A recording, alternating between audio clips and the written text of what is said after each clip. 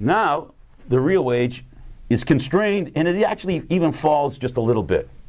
So for the first time in U.S. history, again, because of the changes that we talked about, the real wage is not rising. It's actually, at best, constant, and it actually falls a little bit for the American worker.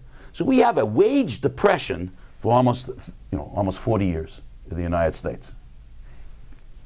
Not to mention, no one really talks about it.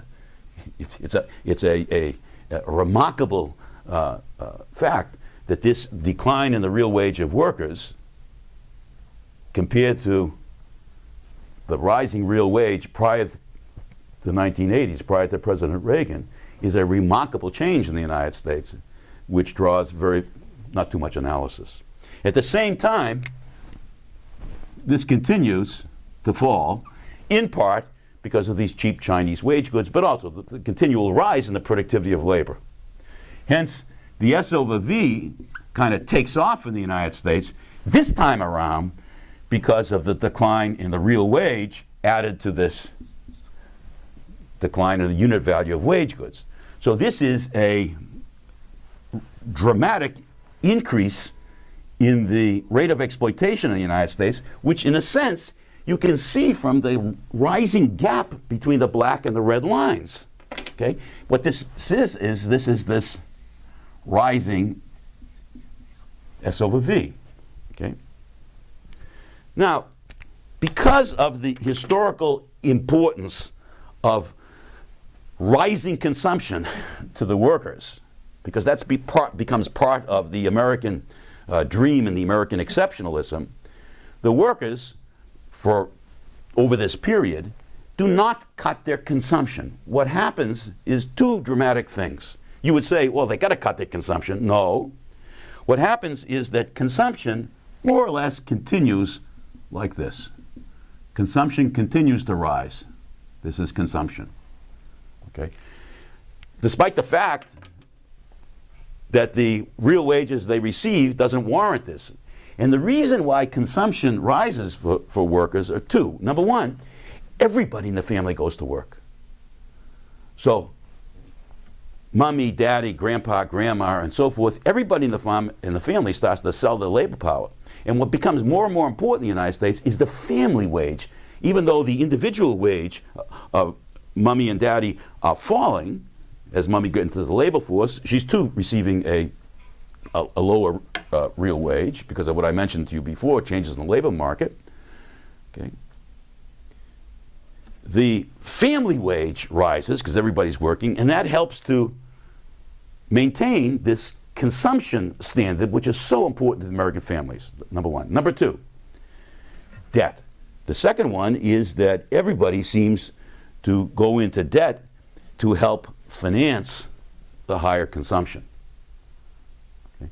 So as you can see from this, that everybody working and going into debt helps to maintain this, so that the blue line is above the red line. The red line, again, is the real wages. So the real wages are constrained, if not falling. Productivity continues to rise. And the consumption of the workers are financed increasingly by debt. And of course, as I said, everybody working. Okay, so that's one way to capture what has gone on. And you know, the consequences of this, I'm going to come back and I'm going to end at the consequences, but one of which, of course, is the debt per capita takes off in the United States, and that's going to produce a disaster after 2008. The United States economy becomes increasingly fragile, sensitive to this rising debt, and sensitive to everybody in the family working, as we shall see. Okay? Just staying with this for a moment, there's another interesting thing to say about this fan which is opening here, which is, okay, let's see. If the surplus is just exploding in the United States because now the value of labor power is falling because of the fall in the unit value and the fall of the real wage, that means that capitalists have more to distribute. Don't forget our equation. Okay, so this is the workers take their labor power, they go out and buy consumer goods. the surplus value received by the capitalist, which is exploding, enables the capitalist to make all kinds of distributions. To whom? Well, to all occupants of subsumed class positions. Who might they be? Well, those are people who get cuts of the surplus. That's their subsumed class revenue. Who are these people? These are the managers, the owners, the landlords, the merchants, bankers. I say bankers. These people are increasingly getting higher cuts of this exploding surplus to supply their conditions of existence. So if I take the ratio of this to the workers' value of labor power plus their former subsumed class revenues that they got from their unionized position, if I take just this ratio and talk about it in terms of this period after the 1980s, what do we have? Well, look, we have this one going to zero. That's the attack on unions, the reduction in the price of labor power, and so forth. We have now a diminished V. So the denominator in this fraction is falling. At the same time, the numerator is rising. Why? Because the reduction in the value of labor power now allows more surplus, relative surplus value, allows more surplus, which can then be distributed to whom? To the top managers of the corporation, to the owners of the stock, to the bankers, to the owners of Walmart, and so forth. And so you have a rising ratio of the incomes in the numerator to the occupants of subsumed class positions, and a falling income to the workers. And all of a sudden, Americans begin to recognize a radically changed income distribution. So this is reflected in the changed income distribution that everyone wants to talk about, or a lot of people want to talk about in the United States. The U.S. income distribution tends to become more and more unequal. More and more of the total income is going to people in the numerator. A smaller portion of the American income is going to people in the denominator. So the income distribution in the states becomes more uneven over time, during this period of time, and it begins to resemble what it was prior to the 1920s. You know, it's about as unequal now as it may have been in 1917 or whatever. And this has dramatic consequences in the United States. For example, this uneven distribution of income as a result of what we have described is also reflected in a bifurcation of consumption in the United States. What that means is that the consumption of the workers in the denominator becomes constrained, other than debt and everybody in the family working, okay? So people in the denominator are struggling to maintain their consumption, buying their Chevrolet, going to buy their shirts at Walmart and so forth, whilst at the same time people in the numerator are expanding their consumption, perhaps at levels not seen since the 1880s and 1890s. So what you have in the numerator are people who are buying these monster homes in the United States with 3 or 4 of these expensive cars and so forth. Okay, so you have this bifurcation, as I said, of consumption in the United States. The consumption of the workers gets constrained, whereas the consumption of the richer elements in society kind of takes off, reflecting the changed distribution of income, reflecting in turn this remarkable change in the rate of exploitation in the United States. So what we're trying to do again is to connect this changed income distribution, changed consumption pattern in the United States to the changed class structure. Final 2 points, and we're going to end on this, okay? There are 2 other major consequences of what has occurred during this period of time, and I'd like to bring them to your attention, although we're not going to analyze them in any detail, but they're interesting. They're affecting everybody's lives in the United States. They're very current, and so hence I want to end 305 on that note. There's a crisis in the state, okay? If I just take to the state for a moment, I'm just talking about not the federal government. And if we look at their revenues and their expenditures, we have the subsumed class revenues, which are from corporate taxes. Then we have the state collecting non-class revenues on everybody else. So this is the corporate tax.